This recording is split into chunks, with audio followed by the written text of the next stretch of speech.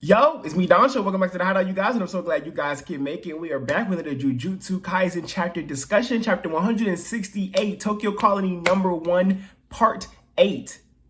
It's Megumi season. I know y'all see him right next to me. I had to reach out to the hype. It is straight Megumi time. I'm so ready for this. I'm seeing Toji parallels. I'm feeling all the love. I'm seeing love between Yuji and Megumi and their connection and their partners and crime dialogue dynamic I'm always talking about. Oh, it's just such greatness from this chapter, and I really, really love it. But I don't want to hold this up too much. I want to get into this chapter, so I'm going to go ahead and say, if you like content like this, make sure you hit the like button on this video, you guys. And also, make sure you hit the comment section below and tell me anything that you think about the things I'm talking about here while you're watching the video. And then also at the end of the video, when I'm finished saying all the things that I say, I really love it when you guys do that. We get a whole bunch of comments and talking about a bunch of stuff. But without further ado, intro.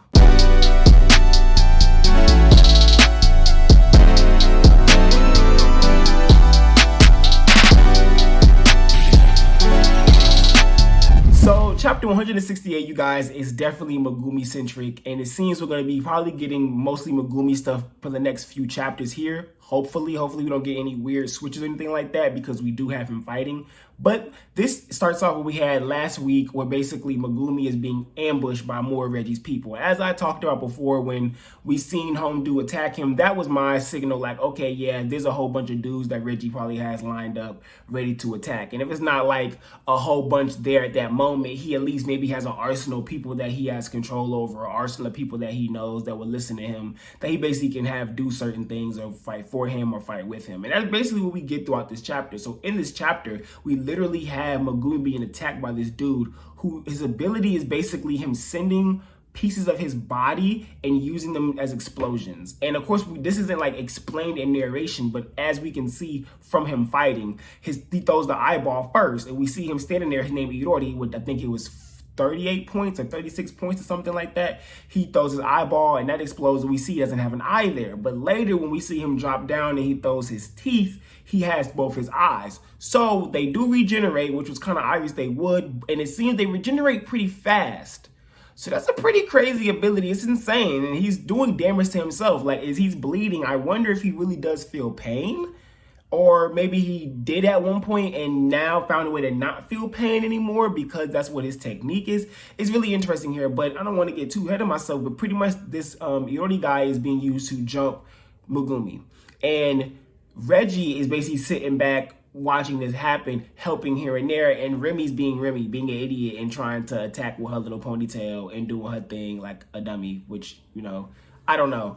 I like Remy, but then this right here is the flaw in her character, which I knew was coming, but I'm wondering where this is going to go from here and how this is going to be handled. And, you know, actually I want to save that point for later in the chapter because that'll make more sense later. But anyway, continuing on, pretty much Megumi has to get out of this ambush attack happening on him. So, and the dude, like I said, throws these teeth at Megumi, and Megumi dodges it. But before that happens, actually, we see Reggie in the smoke from where the initial explosion from before happened. He throws his 2 receipts. Now, when he throws those 2 receipts, we see the gasoline coming off of them. Megumi says, oh, it's gasoline. So that confirms for me my theory before, if you was there for my live stream here in the Hideout, that Reggie probably, his receipts are just things he could turn into inanimate objects, which is why he was able to have those 2 knives really quickly and stab Divine Dog basically in his mouth. So pretty much, I'm thinking Reggie either has to go buy some items, he has a receipt, and then he can use that receipt with cursed energy to turn into the item he had bought. So now he has multiple of them, or he could just find receipts, and then maybe after a period of time of being with them, or maybe have to put in a certain amount of cursed energy into it, or maybe as long as he has a receipt, he could turn that receipt into whatever inanimate object is on that receipt. But if there's multiple items in that receipt, does he have to choose the item on the receipt? Or does it, or you can't, it's whatever. So he has to usually make sure he has a receipt that only has that one specific item on it. I don't know. It's a lot of stipulation to it, but it's pretty interesting ability, kind of cool, you know, especially for those modern day abilities that we've been seeing more so in Jujutsu Kaisen and things of that nature. So I just really wonder how, you know, that's going to unfold, especially since he wears a whole thing of them. Like, he has a whole thing of these receipts. So I really wonder what exactly he's going to do with that and like how we're going to push from there. But that gasoline falls on Megumi, and so that's when the Yorori dude throws those teeth now to blow up and do more damage. And Megumi basically is able to dodge out, and he's able to go into a room. And Rimi's pretty much in this room with him because he grabs and brings her with him after she didn't try to stab him. Now, that lets me know that Megumi, of course, he was very serious with her, trying to really tell her, like, stay out my face, you know what I'm saying? Don't get away from me. I will kill you. He was basically trying to, like, put her on how serious he was, and is trying to basically not kill this girl. And on top of that, he's trying to figure out how to get these people points. And I think that is what's really interesting about this, that Reggie mentioned end of last chapter, where he goes, if you're not trying to kill us, you're going to die here. And that now is apparent because the dude that he's fighting with has to throw eyeballs and teeth and probably can do fingers and who knows to basically blow people up. So this is a really serious people he's fighting, really serious dudes that he's up against right now. And now I'm understanding what Reggie was trying to say, where I believe he's still underestimating Megumi, of course, but I get why he's speaking in the way he's speaking, because these sorcerers are very serious in how they're moving here. And I like that we're really getting this curse user, sorcerer versus sorcerer action in such a serious tone. That's why I was so excited for the Culling games. And then Megumi basically is saying to Rimi, like, do you get it now? Like, have you had enough? Like, they know they're not protecting you. And she tries to stab him again when he turns around to walk away after he tells her to run away. And he's like, you have to stop. And it's really cool because Megumi's pretty much trying to spare her. He's like, listen, you could just run away right now and you will be alive. You will be fine. They're not even thinking about you. They're not even going to chase you down. Maybe they will, maybe they won't. But at the end of the day, the way he's trying to think is, I'm going to be coming out of this on top. So you wouldn't need to be worried about nothing. Just run away. And then she's too focused on wanting this knight and wanting to be saved. And I don't know what is the background of that. I'm really interested. Like, now I'm wanting to see what Gege is going to show with Rimi and why she's like that and what made her that way and why she's so like, I need my knight, protect me, yada, yada, yada, yada. And, you know, it just makes it really cool to just see those dynamics in that way with the characters, where she's so demanding, be my knight, and he's looking at her like, oh, you one of those people. You one of those people who just don't get it. And I think that is really, really cool of a thing. Like, it's like you're not comprehending here what's actually going on. And I think that it sucks for Rimi because I like her character, so she's not as the side of bright that I wanted her to be. But then I also think this is interesting because where could her and Megumi's characters go, especially with who just arrived at the end of the chapter, which is something I said I'll say at the end, and I'll bring that point up more later. But then Homeboy, who Megumi just threw off the building last chapter, pulls up behind him and is all like, yo, looks like you having a tough fight there. It took me a lot to climb up here. And Megumi's agitated. Like, he's very, very agitated at this point. Like, I know. Hey, so I'm just cutting you off really quickly to say something, but this is the Jujutsu Kaisen 2022 calendar. It's absolutely beautiful, isn't it? Isn't it great? It is. Like, it's fantastic. And do you like merchandise like this? You do? Well, then you should definitely subscribe to me, because I always post about where I get really cool stuff like this. I also have an Amazon influencer page that you can go to where I talk about items that I love off of Amazon. And I'll have a few things that I'm dropping for the first time coming very, very soon with Jujutsu Kaisen related content. I think you guys would appreciate that. But if you don't appreciate that, I'm sorry. I was hoping you did. Well, you can go back to the video now, I guess.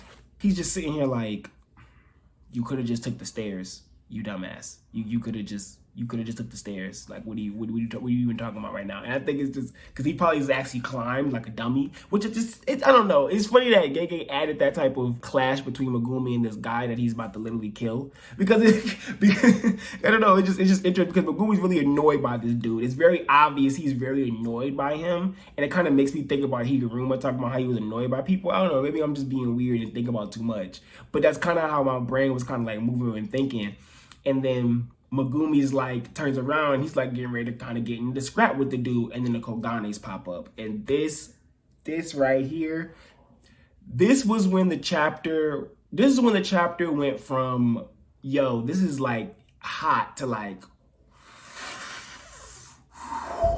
whoa, because Kogane pops up and goes, a new rule has been added, a new rule has been added. So you see Remy's pop up, you see the home dude pop up, who we see his name, he got 28 points, forgot his name, and we see Megumi's Kogane pop up. And they're all like, a new rule has been added, players can now transfer points between each other. And when you look at Megumi's face when he first sees Kogane open up, he's looking like wide-eyed, like, why is a Kogane here right now? And then that next panel down that the Kogane says pretty much says the rule, his face is wide-eyed, like. But then that bottom panel is him just that smile, like that just smile, and he just knew. It was that moment where when like Yuji completing the mission, right then Megumi's like, oh, we're good now.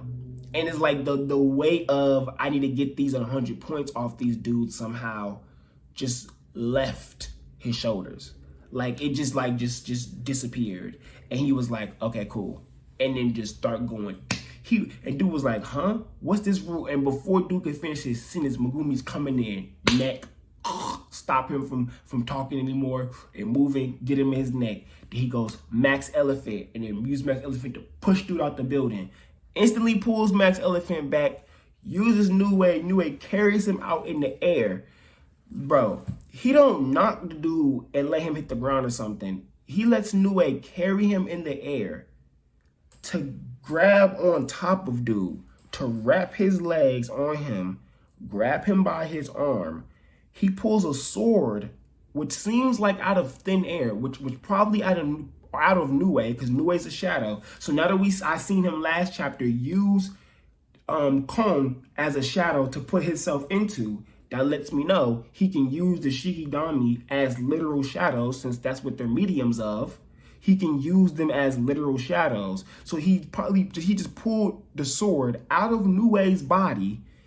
And since he pulled out of New Way's body like this, he automatically used the backside of it and goes,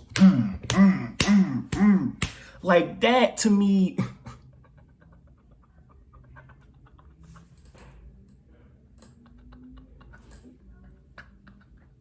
Then lets go of him, and then he crashes, and then he lands on his arm. And dude's like, bloody, you bastard, how dare you? And Megumi literally is just like, shut up. And he doesn't even say it, but just stabs dude in his face. Eyeball gets big, the blood kills him.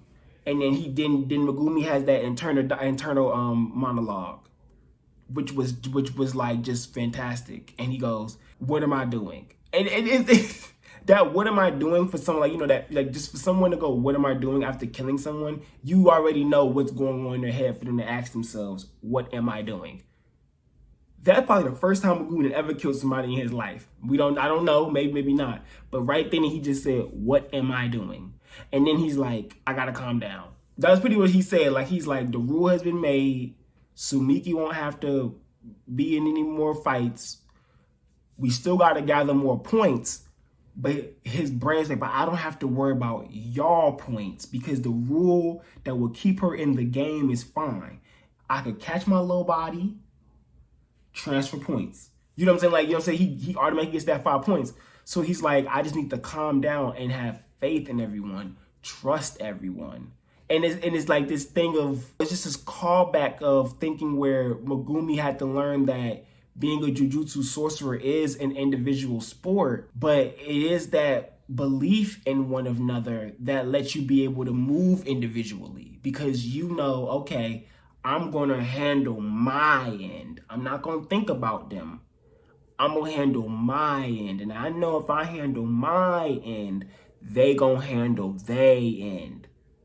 And even if they don't handle their end, I'm going to handle my end. That way it still gets done. That's what's so cool about being a Jujutsu sorcerer. I know cool is kind of a bad word for it because it can be so traumatic for them and it can be so tragic. But I say cool in the terms of like, it's so refreshing to see that be the type of mentality being pushed in a shonen, when usually friendship and camaraderie is like the huge big focus. Yet it is that in JJK, but not on this level of we all move together. I have my friends and my friendship. That's what's going to push us forward. It's more so I have to be me. And as long as I be me and believe in the people that's around me and they believe in me, we're fine. But I have to remember that when push comes to shove, I'm going to die alone. And it's really good. Like, I really love Jujutsu Kaisen. Like, this series does a good job. Like, Gyagaku Tami is unique, very unique individual. And I really just appreciate how this is being portrayed and done here. And then Megumi basically is like, I got to just waver off any sparks they fly at me. Anything they send at me, I gotta get up out of there. So he jumps over to where the other dudes at. Reggie and Iori come down. You know what I'm saying? Well, Umbrella's looking kind of fly. They look like a two little fly duo. Them animated gonna be really cool. They're a cool looking duo. I think they cool looking in my opinion. I think they look pretty cool. And Megumi pretty much just thinking to himself, like, did Remy dip? Okay, even if Remy dipped, it's a 2-on-1. It's probably gonna be a little tough. I already got too much taken out of me. I can't run. If the rule would have hit the moment they was talking, Megumi would have been like, oh, I don't even care, and just would have just fought, which would have been entirely different. But knowing that he's already weakened now, he says he can't do his domain because it's not complete. So, domain not complete yet, but he hasn't been able to train, so we can't really get too upset at him not having it yet, but I need him to get on the fly. Like, I need him to get it within his experiences within the Cullen game. Like, I need Megumi to go ahead and get this domain because all he really needed to do is activate the domain, and none of them are doing anything about that. Like, none of them. Like, none of them would be able to do anything. And I think that's probably why he can't do one right now. Gege doesn't want to have him on that level. And I'm not too mad about that because I do want to see more of him on this technical side. Like, I do want to see him more with these hands and how he's scrapping and how he's doing that, because that is what's really impressing me. And that's really the building blocks to you being able to do like a domain, or for you to be able to fight head to head with these people, is you being able to really, hold your own when it's just me, my hands, my sword, my shikigami. And I'm really just proud of Megumi for how he's doing that type of stuff. And yeah, and then the chapter just ends with my guy, Takava, the comedian, popping up, pretty much blocking a teeth attack that was coming at Megumi, and he's calling dudes cowards because they're 2v1ing him, and he says no damage with his nose bleeding. And I wonder, did he really take no damage? Did he not feel it? And he just bleeding and just didn't feel it, or he did take damage and he just being that guy. I love Megumi's face at the end because he's all like, what's happening here? It reminded me of Toji's face when he remembered what Megumi's name was. It's just, I don't know, it's just a lot of these really cool parallels. And when Megumi was stabbing dude, like hitting dude in the head, it reminded me of Toji. And like Megumi was actually watching when Toji did that. So it makes me think like, you kind of learned something there, Gumi. You know what I'm saying? You kind of learned something there. But like I said, with Takaba, I think Takaba, if Remy's still around, would be the one to tell Remy, yeah, I'll be your prince. Like, I'll protect you. I'll make sure you don't die. He's going to tell Remy that. And she's going to stick by him, even though he might be weak.